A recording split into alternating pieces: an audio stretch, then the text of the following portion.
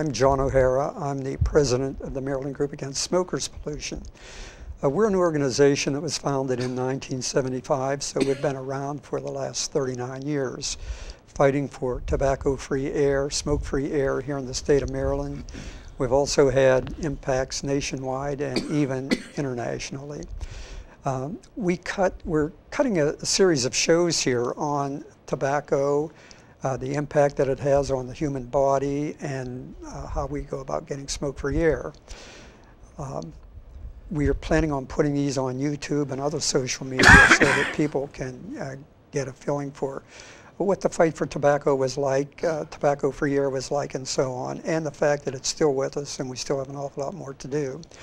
We cut our first program last month, and that was on smoking in multi-unit housing, and that was given by Jim Rapace. And tonight we're going to be here cutting another one, and that is going to be on smoking in casinos. Now, the participants tonight are myself and the person immediate to my left, who is Mr. Bill Ali. He is a member of the Maryland Group Against Smokers Pollution, and he is also the producer of this show.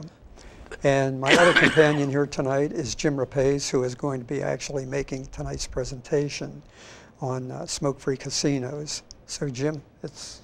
Thank you, John. I've been studying the problem of secondhand smoke since 1975, and in recent years I've been focusing on smoking in the hospitality industry and collaborated with the Department of Civil and Environmental Engineering at Stanford University on measuring air pollution in casinos. And we have published several papers on the subject, and what I'd like to talk about tonight is the case for smoke-free casinos. Let me give you some casino statistics. There are 939 casinos in the United States. About 60% of those are commercial casinos. They raked in about almost $35 billion in gaming revenues in 2010. And the remainder are tribal casinos that took in well over $25 billion a year. So this is basically a more than $60 billion a year industry. There are well over 500,000 casino workers. Again, about 60% of those work in commercial casinos, and the remainder are employed by tribal casinos. About a quarter of the adult population, or about 54 million people, visit commercial casinos an average of 7 times per person per year, and persons living within a 2-hour drive will visit as much as 10 times a year. So 80% of the casino patrons do not smoke, and about 50% of the casino dealers don't smoke. The problem is that only 12% of commercial casinos and about 1.5% of tribal casinos have 100% smoke-free premises. And thus the workers and the patrons are exposed to toxic levels of secondhand smoke. Now, the problem is the gaming and the tobacco industries have co-opted state legislatures around the country, and they fiercely oppose smoke-free casinos, alleging loss of revenue, and they're promoting ventilation alternatives instead. So what my research has done is to take a look at the impact of ventilation as it's practiced by the casinos, and air cleaning as well, on secondhand smoke levels. And we measured fine particulate air pollution, which is a regulated outdoor air pollutant. We've measured carcinogens, carbon monoxide, and carbon dioxide as an index of ventilation. And what you're seeing here on your screen are some of the monitors that we use to measure these pollutant levels in real time. And here they are packed up in a camera bag, and you can see how we deployed them in a real casino. This is the Calneva Casino in Reno. And we have a colleague here from the University of Nevada at Reno who helped us with our monitoring. You can see where we've got our monitoring bags slung over our shoulders, and we simply circulate around through the casinos making measurements.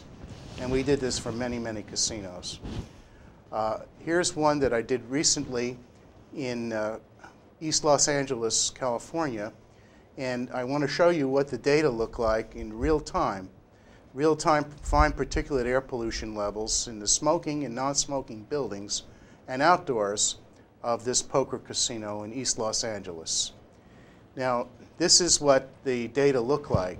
On the vertical axis on the left, we're plotting the fine particulate matter, or PM 2.5, and you can see that the levels of smoke outdoors are extremely low. They're hugging the horizontal axis. And when you get into the smoking area, which is indicated by the red lettering here, we have much, much higher levels in the hundreds of micrograms per cubic meter. In the non-smoking areas in those casinos, the levels were essentially the same as outdoors. And then when we went back into the smoking area, you can see it escalated way back up again in the hundreds and even nearer 700 micrograms per cubic meter, which is very, very polluted air. And then when we went back into the non-smoking area, it dipped back down to outdoor levels and so forth and so on. So you can see that these monitors, these are 10-second measurements, are very sensitive to measuring pollution. Now, I would like to talk about the work that I did with the Stanford University in Reno, Nevada. Now, this is the only smoke-free casino in Nevada. It is called the Fernley Nugget. It's about 35 miles outside of town. And we went there and measured the air pollution levels in that, and as well in 7 other casinos within the Reno city limits, which allowed smoking. Now this shows the 7 smoking Reno casinos. You can see all these black bars that stick up. Those are the gaming floors. The shaded bars are the so-called non-smoking areas in these casinos, which in some cases were even more polluted than the smoking areas. And the Fernley Nugget is down sitting on the axis, and it is essentially the same as outdoors, or extremely low levels.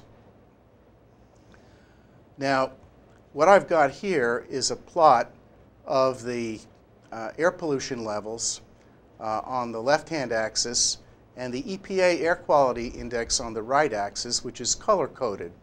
And if you look at the green area, that's called good air pollution. The yellow area is moderate. The orange is unhealthy for sensitive groups. The pink one is unhealthy for everybody. And then the purple ones are in the hazardous area, and the gray area at the top is the level that causes significant harm. And I've plotted the data here for 32 casinos, comparing the smoking areas and the non-smoking areas and outdoors.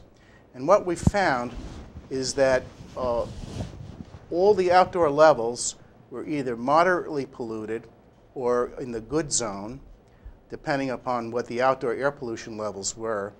The levels in the gaming floors were all unhealthy, and the areas in the non-smoking, so-called non-smoking restaurants, which were mostly contiguous to the smoking areas, were very polluted with secondhand smoke, and most of those were in the unhealthy range as well. I put together all of the data that had ever been taken by anybody who measured secondhand smoke in casinos and compared the levels inside the casinos to those outdoors. And you can see that from this graph, 95% of the outdoor levels were in the good air quality zone, whereas all of the gaming floors of the casinos were either moderately polluted or unhealthy or very unhealthy. So the average level in the smoking casinos was 61 micrograms per cubic meter, which is above the level at which air pollution from fine particle air pollution affects the heart. There was a famous study done by Pope et al. And published in Environmental Health Perspectives in 2001 that showed people who sat in a healthy non-smokers who sat in a smoking lounge for 1.75 hours had a 12% increase in the risk of cardiac attack and cardiac mortality from exposure to levels which were about 7 micrograms per cubic meter less than average for U.S. casinos. So these levels are very unhealthy for acute reasons. And in fact, there was a famous study by Glantz and Gibbs published in 2013 in the Heart Journal Circulation that recorded changes in ambulance calls after the implementation of Colorado's smoke-free law. And these are the quotes from the paper that are pertinent. There's a strong and consistent scientific evidence that there are drops in hospital admissions for acute myocardial infarction, other cardiac events, stroke, asthma, and other pulmonary events after implementation of smoke-free laws. Ambulance calls originating from everywhere but casinos dropped by 20% when Colorado implemented a smoke-free law that applied everywhere but casinos. 2 years later, when the law was finally expanded to casinos, ambulance calls from casinos also dropped by 20%. Failure to ban smoking in casinos is sending a substantial number of people to the emergency room. That needs to end. Now, we also looked at how much ventilation is required to control secondhand smoke pollution in modern casinos. And I calculated that more than 100,000 air changes an hour is required, which is about 10,000 times what casinos are actually delivering. So it really isn't possible to get safe air in casinos by ventilation. Now, what about the effect of a smoking ban on casino air pollution? Well, I was fortunate enough to be invited by the state of Delaware to make measurements in the Delaware Park Casino in 2003 before and after their smoking ban. And what I found was that the level of air pollution in the smoking casino was 210 micrograms per cubic meter before the ban, and it had dropped to 10 micrograms per cubic meter after the ban, which was a 95% decrease in fine particulate air pollution. I also measured carcinogens in the Delaware Park Casino, and I found pre-ban the carcinogen level was over 120 micrograms per cubic meter, and that after the smoking ban, it had decreased by 98% to about 5 micrograms per cubic meter. So you can see that smoking bans are very, very effective control for the fine particle air pollution and carcinogens that are in secondhand smoke. Now, Big Casino continues to argue that smoke-free casinos lose money, but if you look at what happened in the state of Maryland, where we live,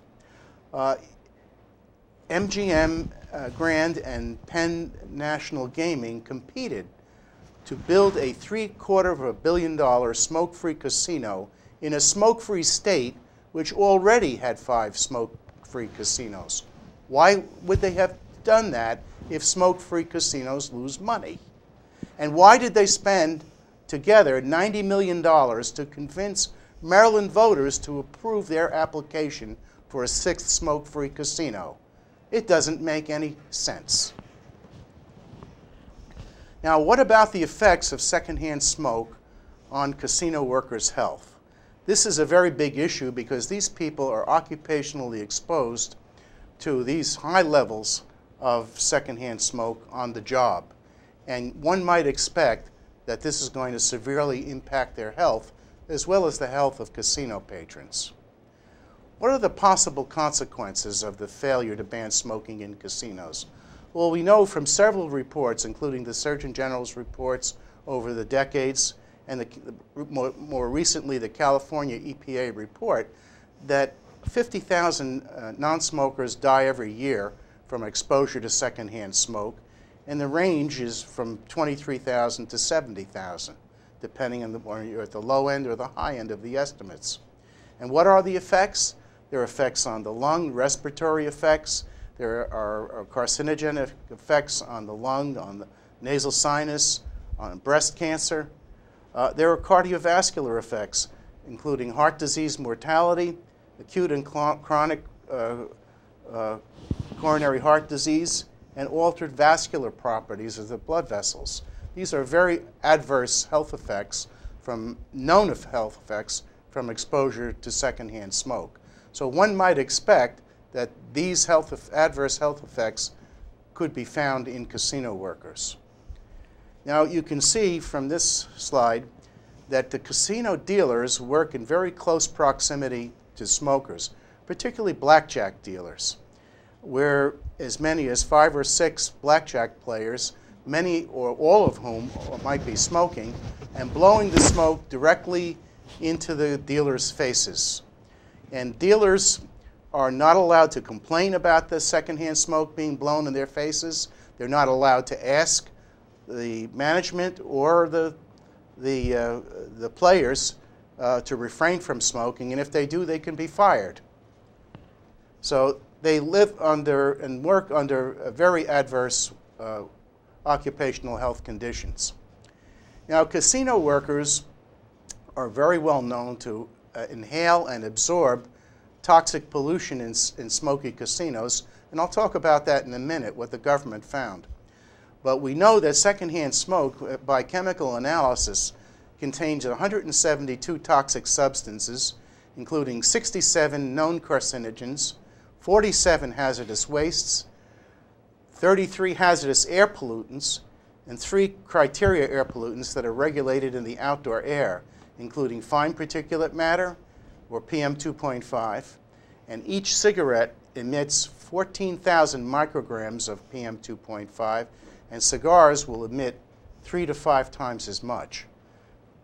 So the air in these casinos is very, very polluted.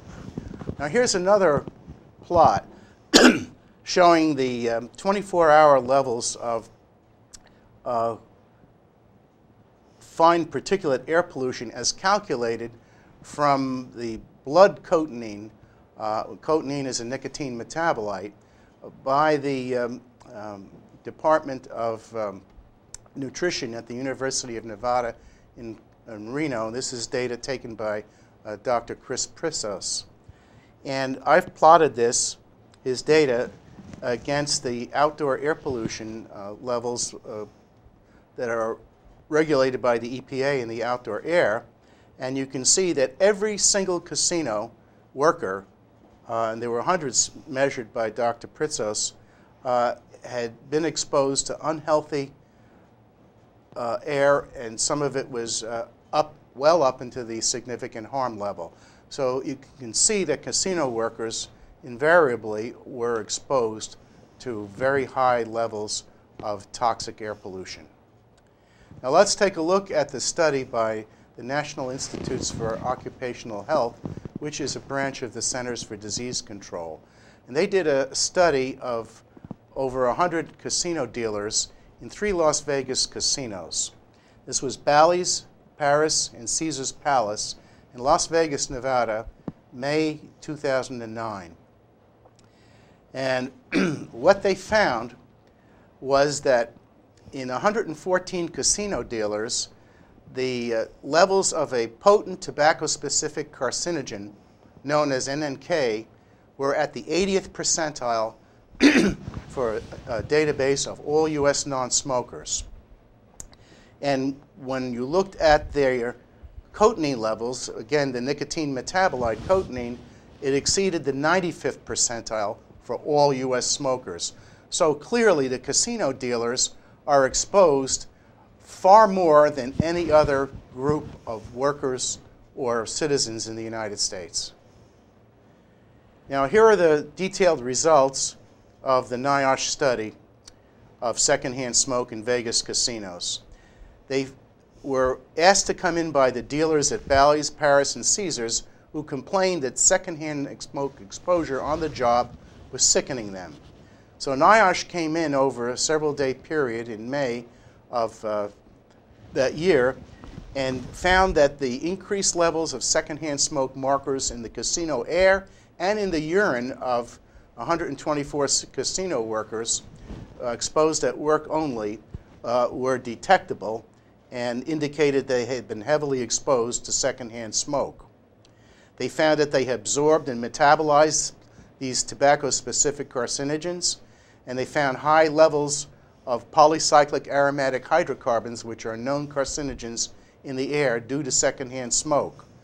And even more alarmingly, NIOSH found that 24% of the casino dealers had symptoms suggested of work-related asthma, and that is 3 times the incidence of asthma for Nevada dwellers.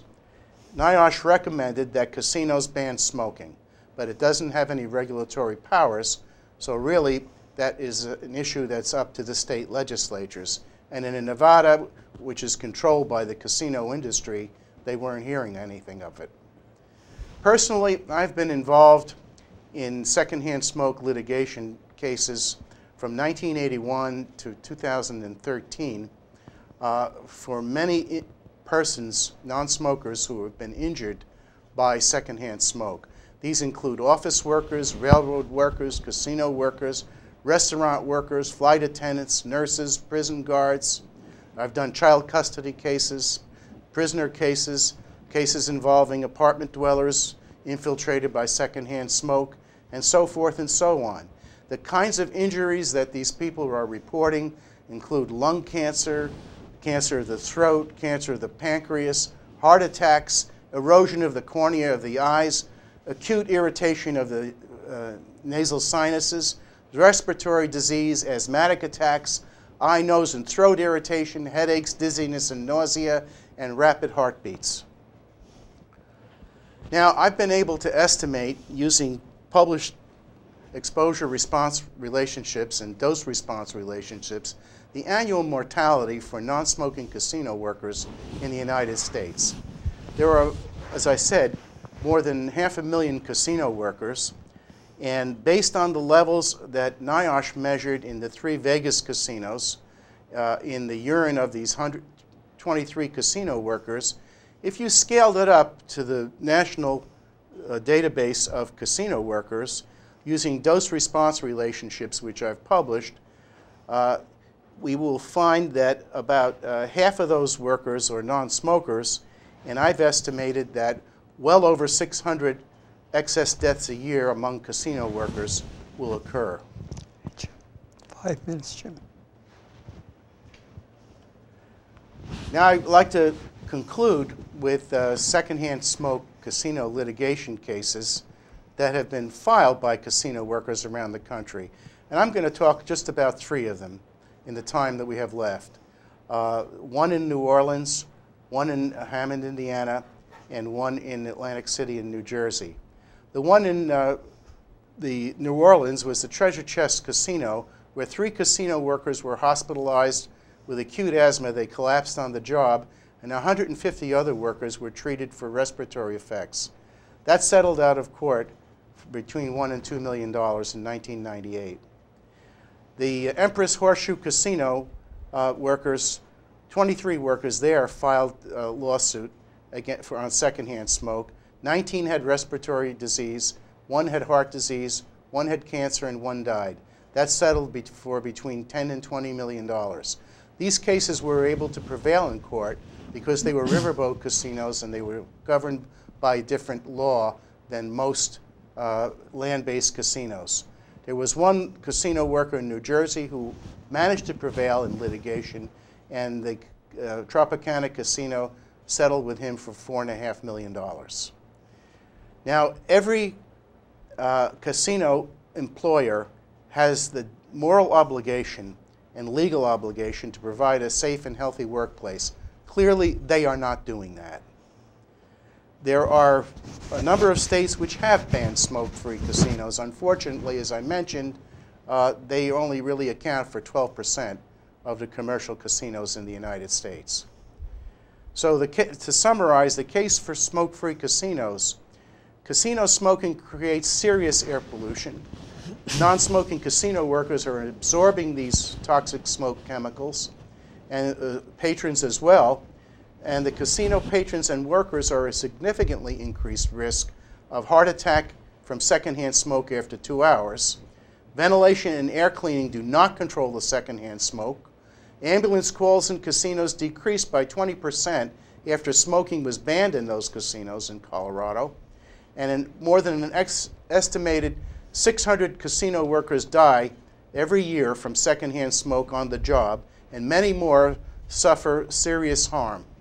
Societal value of those lost lives, I estimate, is $7 billion a year, and there is much credible evidence right here in Maryland that smoke-free casinos do not lose money. 3 minutes. Now, perhaps we can have time for a bit of discussion. Are there any comments? Well, I'll make a comment. All three of us have been involved in fighting the tobacco industry now for at least, I've been involved in 39 years, so is Jim. Bill probably about the equivalent amount of time. And what we're seeing here is the techniques that they use, the tobacco industry uses, they don't vary. They'll go out and they'll tell all kinds of lies about how going smoke-free is going to negatively impact the business or whatever it happens to be. Now, we've already shown that when it comes to restaurants and bars, that everything the tobacco industry was saying about negative impacts turned out to be false. We predicted that would be false. As a matter of fact, during this last recession we had, one of the few things that actually came through with flying colors was the restaurant business and the bar business. And these are all totally smoke-free now in Maryland and so on. But they're using the same techniques in casinos. They're saying if you go and ban smoking in casinos, you're going to lose X percent, 50% of your profits and so on. But as Jim pointed out earlier, the places that have smoke-free casinos, they're booming. And as a matter of fact, they're building more in the States here. Again, it's just the tobacco industry now. I happen to have grown up in Pennsylvania, and they have smoking in their casinos up there. They do. And I called there the other day and was talking to a guy about smoking in the casinos, and he said their state law requires them to have 50% smoking areas in there. And I talked to him, and the guy says, I'm with you. He says, I'd like to see it banned completely. He said, but I'm not the politician. And he just stated to me that the politicians are affected by the tobacco industry's propaganda. So just throw that out. Well, I want to thank you for what you've done. You've provided the science.